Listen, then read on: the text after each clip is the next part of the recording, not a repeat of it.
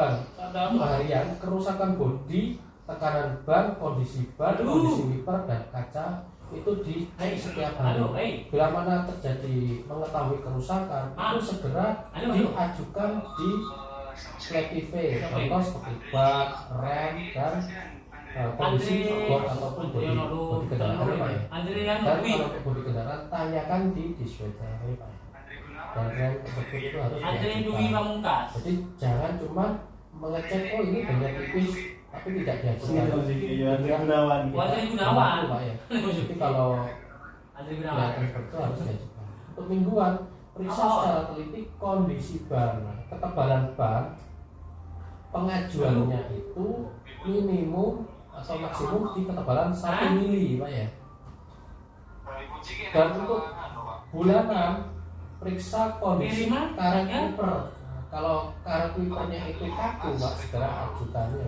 Karena karet wiper itu berfungsi untuk membersihkan dari air ya.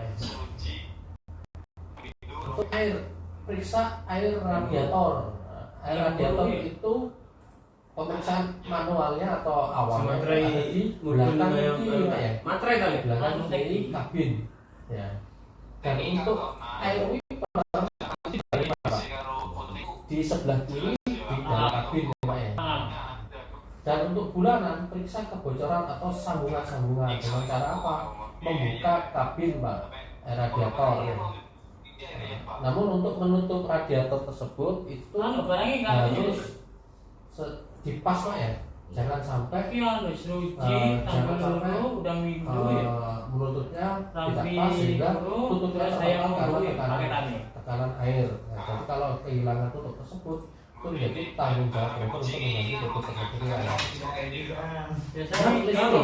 Periksa lampu-lampu untuk harian Pak.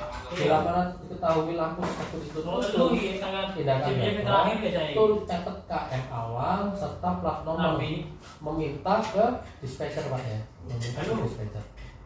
Dan untuk mingguan periksa sambungan aki, jangan sampai goyang, harus sepan, harus set, karena sambungan tersebut itu kalau longgar itu akan menyebabkan foam Pak ya. Dan bila mana diketahui api tersebut itu short, segera ajukan di sistem Sletive. Dan untuk periksa air api itu bisa konsultasi dengan tim bengkel ataupun rekan driver yang senior. Untuk oli, untuk harian periksa tetesan atau kebocoran yang ada di bawah kendaraan atau di bawah kabin Pak ya. Kelihatan bocor itu otomatis olinya berkurang ya Pak. Dan segera diajukan kalau misal ketahuan bocor. Dan untuk level oli mesin pergantiannya itu di angka 10.000 km. Dan untuk penambahannya itu di 5.000 km ya Pak. Itu konsultasi juga dengan tim bengkel. Dan untuk level oli gardan, nah ini bila mana kekurangan oli yang ada di gardan itu pasti ada bunyi atau bunyi dengung ya di belakang itu langsung informasikan ke operasional dan ajukan Pak ya untuk perbaikan atau penambahan oleh untuk level oli rem itu ada di kabin Pak ya, kabin sebelah kanan di bawah kemudi ya, di depan samping kanan kemudi ya Pak ya. Dan untuk kelengkapan, nah ini Pak, ini harus Pak Zaini sering atau beberapa bulan sekali mengecek masa berlaku SIM. Biasanya rekan driver itu lupa mengecek, tahu-tahunya SIM-nya mati Pak ya. Tidak boleh seperti itu Pak. Kalau beras pastikan kondisi setelah mandi memakai seragam.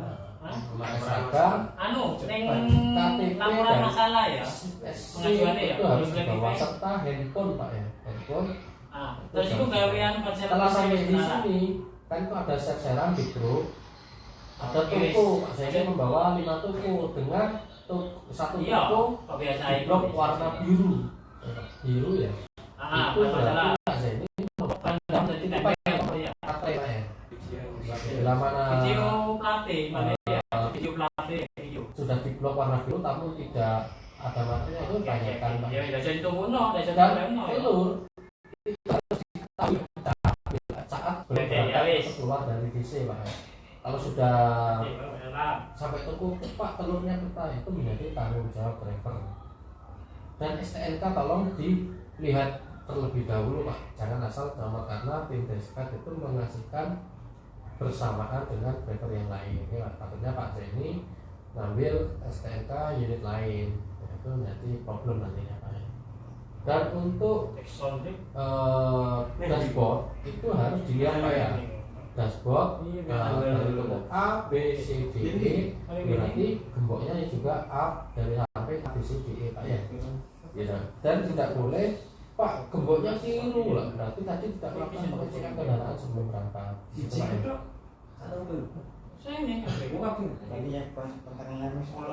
Nah, kalau gemboknya rusak kan nanti bisa diinfo Pak. Nah, tindakannya seperti tadi yang waktu Pak Zahir sama saya itu ya, tindakan sementara di situ. Lanjut di gambar yang keempat, preventive driving. Ini pedoman semua driver harus peduli keselamatan, karena ada keluarga yang menunggu di rumah. Tujuannya kan tidak tergesa-gesa lah, maka pedulilah keselamatan. Lanjut di gambar yang kedua, defensive driving.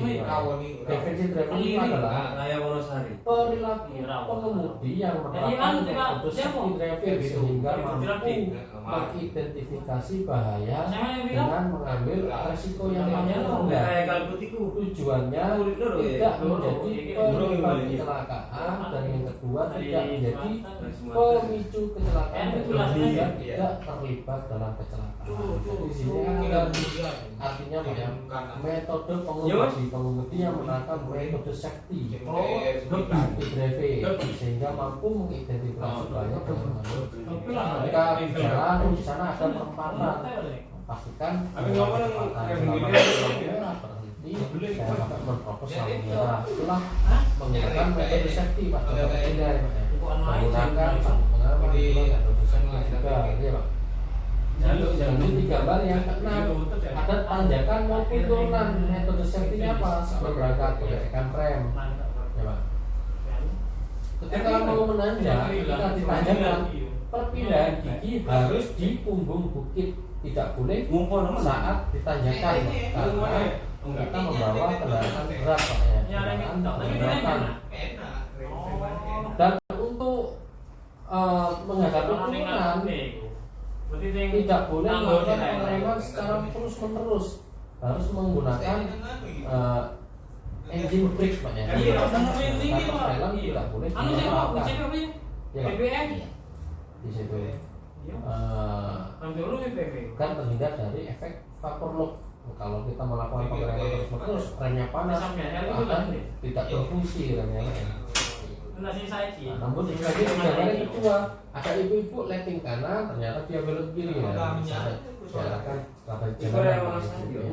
Nah di sini selalu awasi kondisi sekitar Pak, jaga jarak aman, jangan pengemudi yang ada di depan, jangan sampai kita melakukan kesalahan dengan menyenggol kendaraan ketika kita mau mendahului ya.